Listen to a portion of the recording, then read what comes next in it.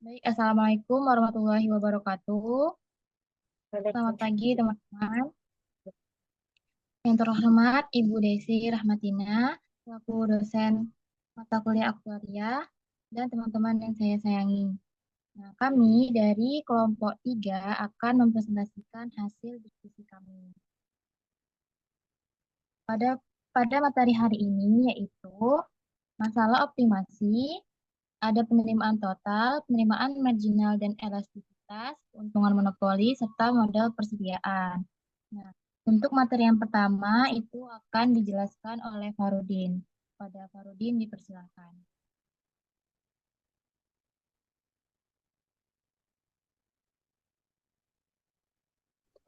Baik, terima kasih moderator. Yang pertama itu ada optimasi.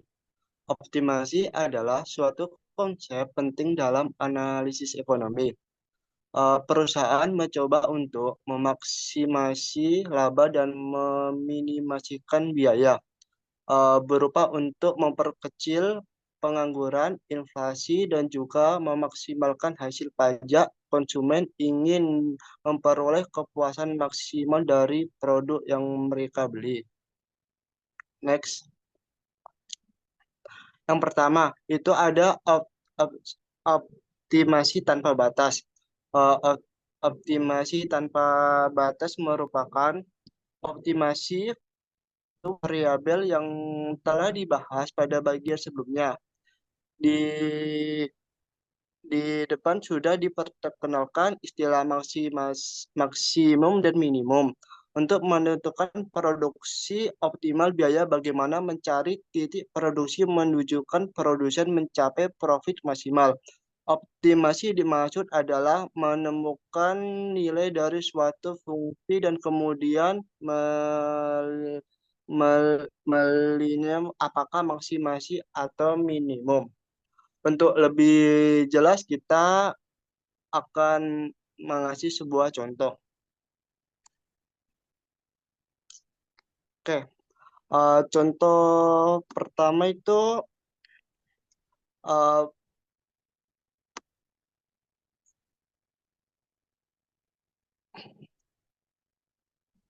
diketahui sebuah fungsi biaya produsen ditentukan oleh dua barang, X dan Y, yaitu sebagai C X Y sama dengan 2 tambah 3 X pangkat 2 ditambah 2 Y min 0,5 XY dengan fungsi referensi sebagai R XY sama dengan 10X tambah 15Y.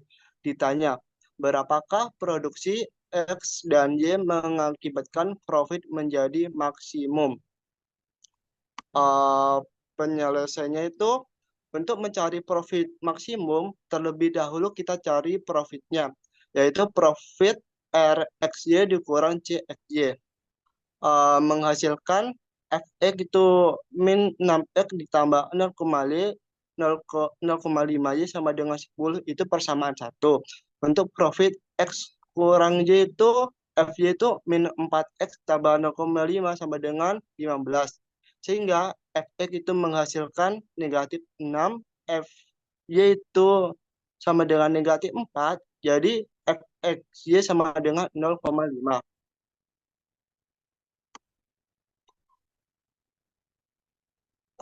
Oke. Syarat satu, mencari keuntungan dipenuhi bila fx sama dengan fy sama dengan 0, sehingga persamaan satu dan 2 disamakan dengan 0. Hasilnya yaitu negatif x ditambah 0,5 y tambah 10 sama dengan 0 itu persamaan satu. Untuk persamaan kedua itu ada negatif 4y ditambah 0,5 x tambah 15 sama dengan 0. Untuk mencari nilai X tambah Y, persamaan 3 dan 1 dan 2 sebelumnya digabungkan persamaan 2 persamaan satu itu dikali 8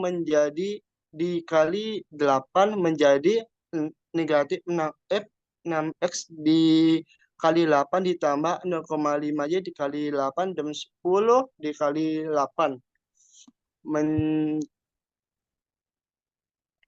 Kemudian kemudian persamaan satu itu menjadi negatif 48X ditambah 4Y tambah 80 sama dengan 0. Untuk persamaan 2 itu menjadi 0,5X ditambah 4Y tambah 15. Kemudian untuk persamaan 1 dan 2 menjadi kita substitusikan menjadi 47,5X ditambah 95 sama dengan 0, maka X adalah 2 dan Y adalah 4.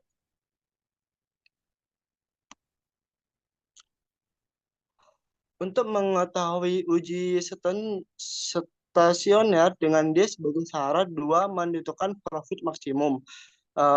D itu ada Fx, Fy, Fx sama dengan negatif 6 di negatif 6 itu X-nya itu adalah 4, jadi 6 dikali 4 dikurang FY-nya itu ada 0,5 sama dengan, jadi menjadi 23,75 lebih dari 0. Jadi menunjukkan nilai skenario maksimum berarti terbukti profit maksimum sebesar 32.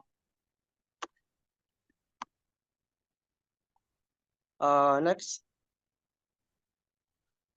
Kemudian ada optimasi dengan batasan. Istilah batasan dalam ekonomi biasa juga disebut keadaan.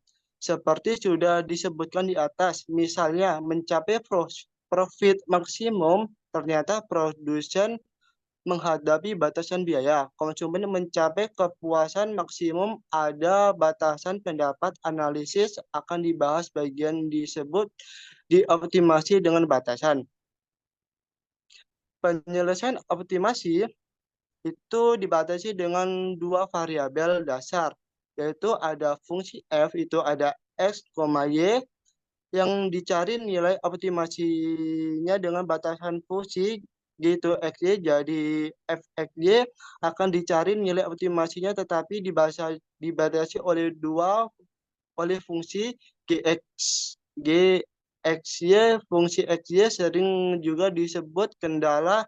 Istilah lain f fungsi ditujukan oleh objektif Peterson dan gxy sama dengan k dan sebagai kendala konstanta. Untuk lebih jelas, jadi optimasi dengan batas itu ada menggunakan metode substitusi. Bila yang dijumpai fungsi batasan hanya dengan satu variabel, itu maka persamaan tersebut disubstitusikan.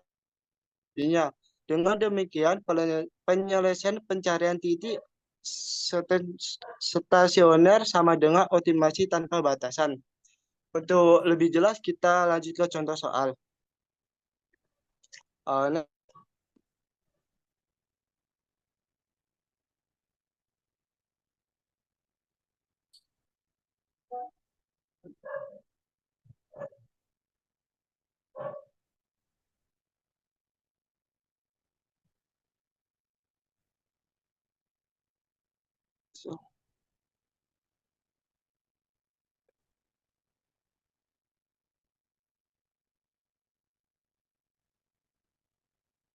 Oke, diketahui seorang produsen menghadapi biaya produksi dengan KL per unit sebesar 2 dan produksi dirumuskan sebagai Q 6 KL tambah 2L pangkat 2. Ditanyakan bila TIC itu sebesar 200, berapa output maksimum yang bisa dicapai? Yang kedua, bila Q ingin dicapai 1.200 unit, berapa biaya minimum input. Jadi yang pertama itu ada persamaan satu itu ada Q sama dengan 6KL tambah 2L pangkat 2 itu dengan kendalanya itu ada 200 ditambah 2K ditambah 4L, kita sederhanakan menjadi K tambah 2L sama dengan 100. Itu untuk pertanyaan nomor 1. Dan kemudian untuk yang kedua itu ada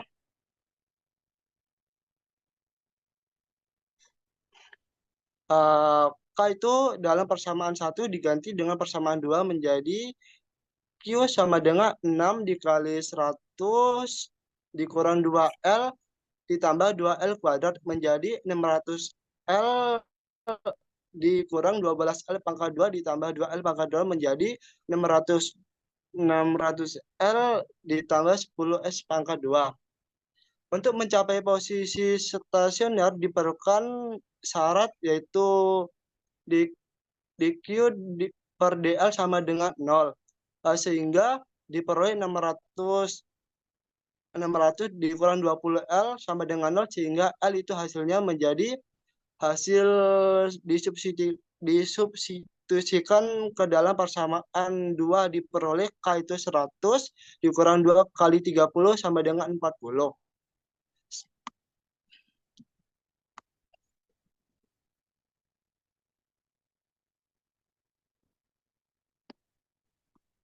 Oke.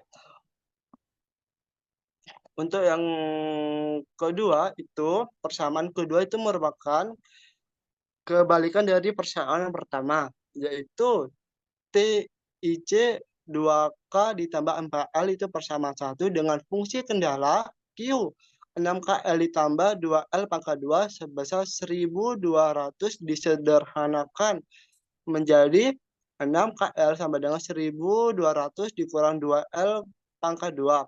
K itu 1200 dikurang 2L pangkat 2 per 6L sehingga menjadi 200 per L pangkat 3. Untuk mencapai posisi stasioner diperlukan syarat 1 yang itu DO per DL sama dengan 0 sehingga 200 per L dikurang 10L per 3 itu kurang N menjadi 400 L pangkat 2 dikurang 10 per R per L pangkat 2 10 L pangkat 2 itu 11.200 L pangkat 2 menjadi 1020 L sama dengan 2 akar 30.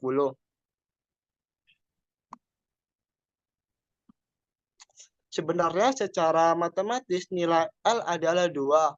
Hanya saja diperhitungkan secara ekonomis nilai negatif untuk L tidak rasional sehingga L itu adalah 10,954.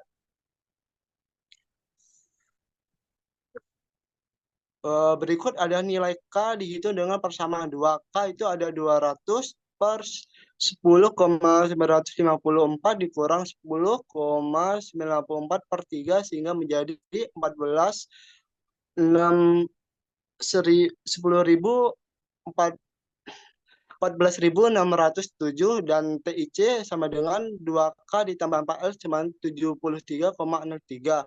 Sehingga kesimpulannya adalah 773,3 adalah biaya minimum untuk menghasilkan Q sebesar 1.200 pada K adalah 14,67 dan L adalah 10,954. Sekian dari saya kembalikan ke moderator.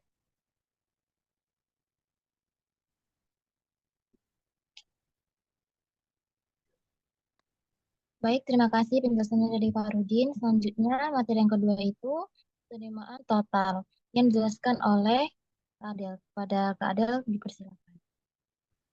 Baik, terima kasih kepada moderator. Saya akan menjelaskan tentang penerimaan total, di mana total revenue atau penerimaan total adalah jumlah keseluruhan penerimaan yang dihitung dari hasil perkalian antara harga dan jumlah barang. Untuk dapat menghitung total revenue atau penerimaan total yang bisa disimbolkan dengan R, bisa digunakan dengan rumus R sama dengan P dikali Q. Untuk keterangan R total revenue atau penerimaan total, P kuantitas barang yang diproduksi atau terjual, Q harga per unit barang. Nah, lanjut kita ke contoh soal. Next.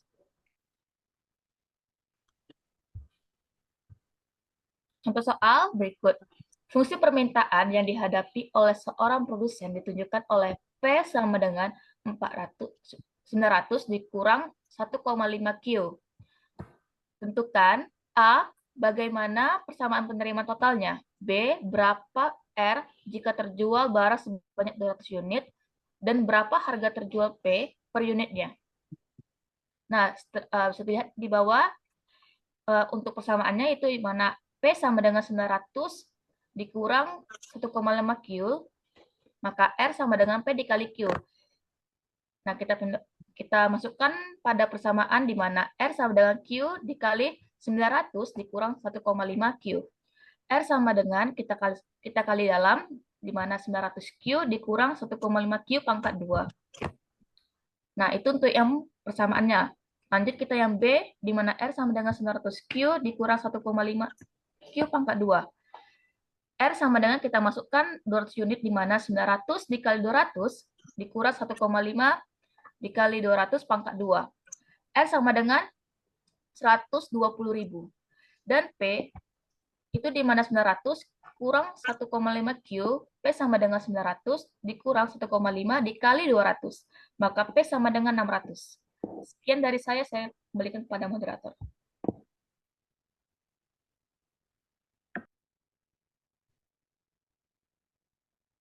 Terima kasih Kak Adil atas penjelasannya. Selanjutnya, materi penerimaan marginal yang akan dijelaskan oleh Rizka dan penerimaan elastisitas. Pada Rizka dipersilakan. Baiklah, terima kasih moderator. Di sini saya akan menjelaskan tentang penerimaan marginal. Penerimaan marginal adalah perubahan total penerimaan yang terjadi ketika jumlah produksi atau penjualan satu unit tambahan. Konsep ini menjelaskan bagaimana perubahan jumlah produksi mempengaruhi total penerimaan. Penerimaan marginal merupakan indikator penting untuk menentukan jumlah produksi optimal dan memaksimalkan keuntungan.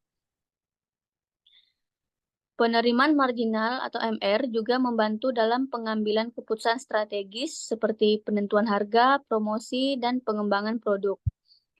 Penerimaan marginal ini juga berhubungan erat dengan biaya marginal atau MC dan keuntungan marginal atau MP. Nah, fungsi dan rumus. Fungsi MR ini adalah menganalisis efisiensi produksi, menentukan harga optimal, membantu pengambilan keputusan investasi, mengoptimalkan keuntungan, dan membantu perencanaan produksi dan pemasaran. Nah, rumus MR adalah MR sama dengan delta TR per delta Q, di mana delta TR adalah perubahan total penerimaan dan delta Q adalah perubahan jumlah produksi atau penjualan.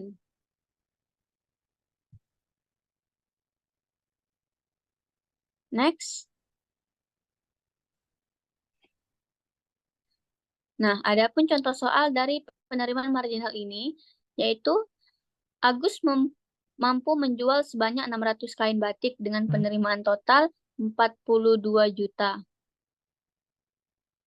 Sebelumnya, Agus mampu menjual sebanyak 475 kain batik dengan penerimaan total sebesar 35.625.000 rupiah. Berapa penerimaan marginal yang diterima Agus atas perubahan penjualan kain batik dari 475 menjadi 600? Nah, di sini penyelesaiannya diketahui Q1-nya itu 475, Q2-nya 600, dan TR1 adalah 35.625 rupiah dan TR2-nya 42 juta. Nah, masukkan saja langsung rumusnya. DQ sama dengan 600 dikurang 475 sama dengan 125. DTR-nya itu 42 juta dikurang 35.625 rupiah, yaitu 6.375 rupiah. Nah, setelah perubahan TR dan perubahan Q diketahui, maka langsung aja kita masukkan ke dalam rumus. MR sama dengan DTR delta TR dibagi delta Q. Nah, langsung saja kita masukkan nilainya. Jadi didapatlah penerimaan marginalnya itu 51.000.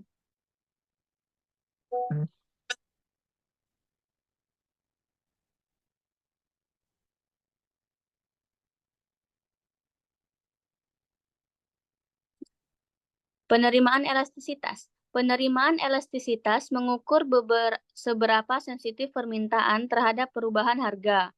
ED merupakan rasio perubahan jumlah permintaan terhadap perubahan harga. Konsep ini menjelaskan bagaimana perubahan harga mempengaruhi jumlah permintaan. Penerimaan elastis dibagi menjadi 3 kategori, yaitu yang pertama, unit elastis. Penerimaan elastis sama dengan 1. Elastis berarti dia penerimaannya itu besar dari 1, dan inelastis berarti penerimaan elastisnya itu kecil dari 1. Nah, fungsi dan rumus. Fungsi penerimaan elastis ini adalah menganalisis perilaku konsumen, menentukan strategi pemasaran, dan mengoptimalkan keuntungan. Nah, rumus dari penerimaan elastisitas ini adalah penerimaan elastisitas sama dengan delta Q per Q dibagi delta P per P, di mana delta Q adalah perubahan jumlah permintaan, Q adalah jumlah permintaan awal, delta P adalah perubahan harga, dan P adalah harga awal.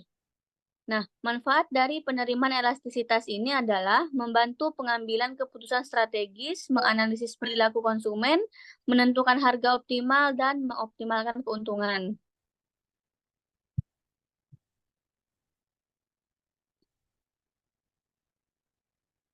Nah, biar lebih paham, di sini langsung aja kita masukkan ke dalam contoh soal ya. Contoh soalnya itu, barang X memiliki harga 10.000, lalu turun menjadi 5.000. Penurunan harga itu membuat jumlah barang yang diminta berubah dari 5 unit menjadi 8 unit. Hitunglah elastisitasnya. Nah, di sini rumusnya, elastisitas permintaan sama dengan P1 per Q1 dikali delta Q per delta P. Nah, di sini langsung aja kita masukkan nilai-nilai yang diketahui tadi. Delta 1 per Q1 dikali delta Q per delta P. Nah, diketahui P1-nya itu 10.000, Q1-nya itu 5, delta Q itu nilai jumlah permintaan baru dikurang jumlah permintaan lama, yaitu 8 unit dikurang 5 unit sama dengan 3 unit. Dan delta P, harga baru dikurang harga lama, yaitu harga barunya 5.000 dikurang 10.000, jadinya negatif 5.000. Nah, langsung aja kita substitusikan. Di sini harga permintaannya berarti 30.000 per negatif 25.000. Nah, jadi elastisitas permintaannya itu negatif 1,25. Nah, jadi barang tersebut mempunyai elastisitas permintaan sebesar negatif 1,2. Nah, baiklah itu saja yang dapat saya sampaikan. Saya kembalikan ke moderator. Baik, terima kasih penjelasannya Rizka. Selanjutnya materinya yaitu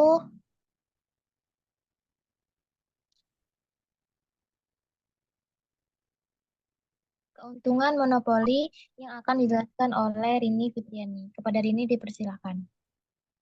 Oke, baik kepada moderator.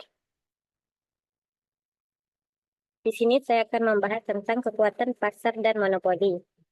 Monopoli adalah pasar dengan hanya satu penjual. Seorang monopoli bebas menetapkan harga atau jumlah produksi, tetapi tidak keduanya karena ia menghadapi kurva permintaan yang menurun. Ia tidak memiliki harga tinggi dan jumlah penjualan yang tinggi. Jika ia memiliki harga tinggi, orang akan membeli lebih sedikit. Nah, tujuan perusahaan adalah memaksimalkan laba. Keuntungan atau surplus produsen adalah area di bawah harga equilibrium dan di atas kurva penawaran. Kurva penawaran adalah hal yang sama dengan kurva biaya marginal bagi perusahaan. Nah, pada tabel gambar di samping, kurva MR ditunjukkan dengan warna biru untuk menemukan titik. Maksimalisasi laba tetapkan Q pada jumlah perpotongan kurva MR dan MC. Kurva-kurva ini akan dijual pada harga PM kuantitas lain akan memberikan laba yang lebih kecil. Nah, ini dia area merah pada grafik. Nah, adapun kekuatan pasar dan monopoli. Kurva permintaan diberikan sebagai P sama dengan 12 dikurang Q. Kurva penawaran diberikan sebagai P sama dengan 2Q. Yang pertama, apa keseimbangan yang memaksimalkan keuntungan? Yang kedua, apa itu kerugian bobot mati? Nah, penyelesaian. Keseimbangan untuk memaksimalkan keuntungan atau monopoli. Untuk menemukan keseimbangan monopoli, kita memerlukan beberapa langkah tambahan. Dibandingkan dengan pasar persaingan sempurna, asumsi penting dalam monopoli adalah bahwa monopoli memaksimalkan laba dengan menyamakan pendapatan marginal dengan biaya marginal. Nah, untuk menyelesaikan soalnya, langkah-langkah yang pertama, kita dapatkan fungsi pendapatan totalnya, yaitu TR sama dengan P dikali Q, menggunakan fungsi permintaan P sama dengan 12 dikurang Q. Maka, TR sama dengan 12 dikurang Q, dikali Q sama dengan 12 Q dikurang Q kuadrat. Lalu, yang kedua, kita hitung pendapatan marginalnya. Pendapatan marginal itu turunan dari total pendapatan TR terhadap Q. Maka kita dapat MR sama dengan D dikali TR per DQ sama dengan D, kita masukkan TR-nya 12Q dikurang Q kuadrat sama dengan DQ. Sehingga dapatlah 12 dikurang 2Q. Lalu yang ketiga, kita dapatkan biaya marginalnya dari persamaan kurva penawaran 2 ditambah Q. Biaya marginal sama dengan harga di kurva penawaran, yaitu MC sama dengan 2 ditambah Q. Lalu yang keempat, kita tentukan kuantitas dan harga monopoli. Monopoli memaksimalkan keuntungan dengan menyamakan MR sama dengan MC. Sama dengan 12 dikurang 2Q sama dengan 2 ditambah Q. Kita pindahkan semua Q ke satu sisi, sehingga 12 dikurang Q sama dengan 2 ditambah Q. Dapatlah hasilnya 10 sama dengan 3Q. Lalu, Q sama dengan 3,33. Lalu yang kelima, kita hitung harga monopoli, PM, masukkan Q sama dengan 3,33 ke dalam persamaan permintaan. Dengan P sama dengan 12 dikurang Q, P sama dengan 12, kita masukkan Q-nya 3,33, dapatlah hasilnya 8,67. Lalu kesimpulan keseimbangannya, kita dapatkan QM-nya 3,33, lalu QP-nya 8,67. Nah, lalu kita mencari kerugian bobot mati atau dead weight loss. Nah, kerugian bobot mati terjadi karena monopoli mengurangi produksi dibandingkan pasar persaingan sempurna. Untuk menghitung luas kerugian bobot mati, kita perlu mengetahui perbedaan kuantitas antara pasar kompetitif dan monopoli, serta perbedaan harga. Nah, untuk mencarinya kita masukkan langkah yang pertama, temukan keseimbangan kompetitif. Kita telah menghitung bahwa di pasar kompetitif, kuantitas keseimbangan adalah QC sama dengan 5 dan harga keseimbangan adalah PC sama dengan 7. Lalu kita hitung luas kerugian bobot mati berbentuk segitiga dengan lebar selisih kuantitas di pasar kompetitif dan monopoli. Jadi kita masukkan lebarnya, dapatlah hasilnya 1,67. Lalu untuk tingginya kita masukkan selisih antara harga dari kurva permintaan dan kurva penawaran pada kuantitas QM. Nah, pada Q-nya 3,33. Lalu di kurva permintaan adalah PD sama dengan 8,67. Dan harga di kurva penawaran adalah, nah kita masukkan PS sama dengan 2 ditambah Q sama dengan 5,33. Sehingga selisih harga adalah PD dikurang PS sama dengan, kita masukkan 8,67 dikurang 5,33, dapat hasilnya 3,34. Lalu kita hitung luas segitiga DWL-nya. Kita masukkan DWL sama dengan per 2 dikali lebar dikali tinggi. Kita masukkan setengah dikali lebarnya 1,67 dan tingginya 3,34. Didapatlah hasilnya 2,78. Oke, itu saja yang dapat saya sampaikan. Saya kembalikan ke moderator. Baik, terima kasih penjelasannya dari Rini. Selanjutnya materi model persediaan yang dijelaskan oleh saya sendiri.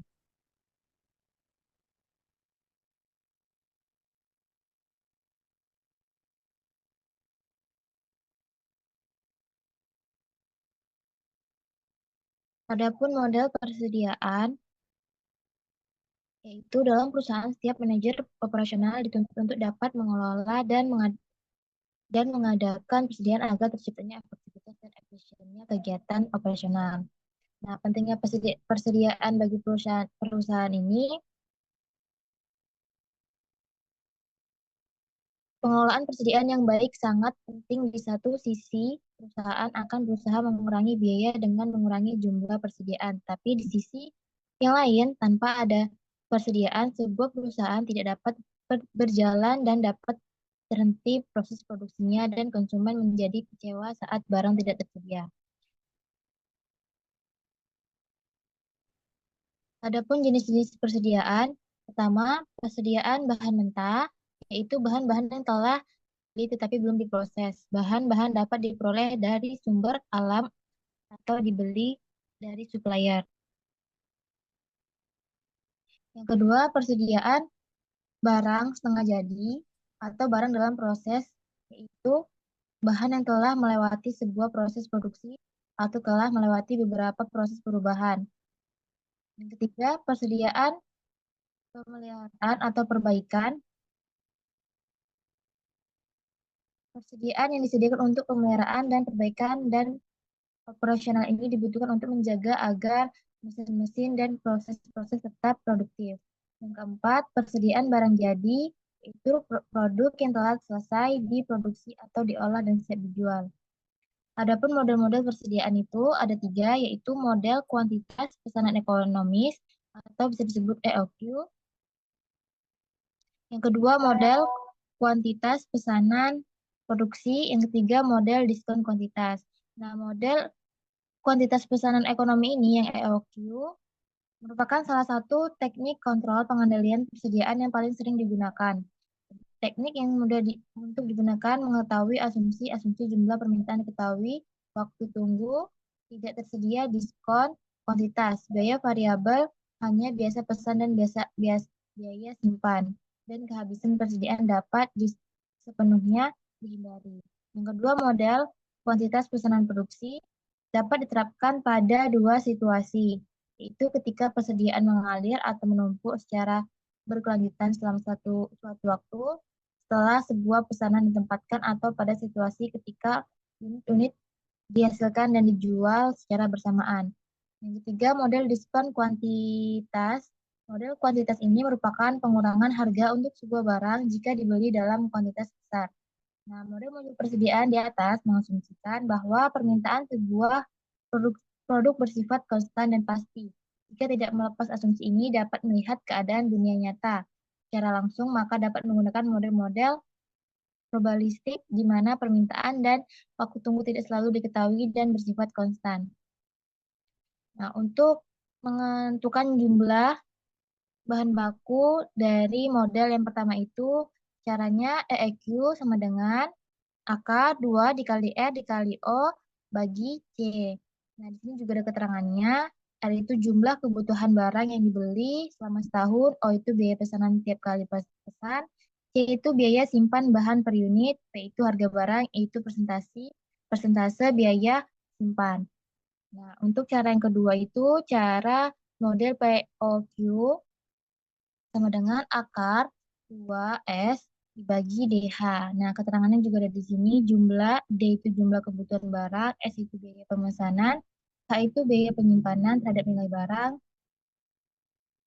dan C harga barang, H itu biaya penyimpanan, dan D itu penggunaan atau permintaan yang digunakan. Yang ketiga, cara menghitung quantity diskon. Total biaya sama dengan biaya pemesanan ditambah biaya penyimpanan ditambah biaya pembelian. Atau TC sama dengan D per Q, S ditambah Q per 2H ditambah DC. Nah, di sini juga terdapat contoh soal. Contoh soal yang EEQ itu dari PT Sabar merencanakan untuk melakukan pembelian bahan selama 1 tahun sebanyak 1.160.000 unit. Biaya pesan 10.000 setiap kali pesan. Biaya simpan 2 rupiah per unit. Harga beli 1.000 per unit. Dan berapa besarnya jumlah pembelian yang paling ekonomis. Nah, kita masukkan rumusnya. Itu akar 2 dikali 160.000 dikali 10.000 dibagi 2. Dapatlah 40.000 unit atau kuantitas pesanan yang paling optimal. Yang kedua, contoh soalnya itu, ada PT Sukses Abadi adalah sebuah perusahaan yang memproduksi alat tulis kantor. Perusahaan ini memiliki kebutuhan tahunan untuk produk penghapus sebanyak 12.000 unit. Setiap kali melakukan pemesanan, perusahaan mengeluarkan biaya pemesanan sebesar 150.000 per pesanan. Selain itu, biaya penyimpanan per unit per tahun adalah 12.000. Manajer persediaan perusahaan memutuskan untuk menggunakan modal PEQ.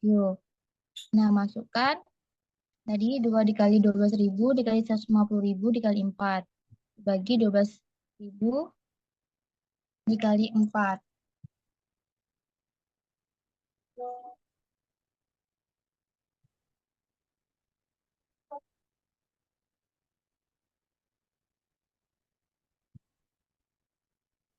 Maka dapatlah akar 300 dan jadi 5047,72 unit. Yang ketiga, contoh soal dari quantity diskon. Biaya pesan $100. Jadi suatu perusahaan yang memiliki kebutuhan material sebesar 9.000 unit per tahun. Biaya simpan sebesar 10% dari harga beli material, dan pihak supplier menawarkan suatu penawaran khusus untuk pengadaan material tersebut dalam bentuk harga potongan. Nah, di sini ada kuantitas dan harga. Untuk pertanyaan yang soal ini, di unit berapakah sebaiknya perusahaan melakukan pembelian? Nah, kita masukkan rumusnya. Kuantitas pembelian paling sedikit 3.000 unit. Harga beli itu $2. Nah, kita masukkan lagi. TC sama dengan 9.000 dikali $1,20 ditambah 0,12 dikali 382,9 ditambah 109.000 dibagi 387,2,9. Dapatlah $475,554. Jadi yang dipilih adalah kuantitas pembelian 3.000 unit karena memiliki total biaya terkecil. Baik, itu saja yang dapat saya sampaikan. Terima kasih.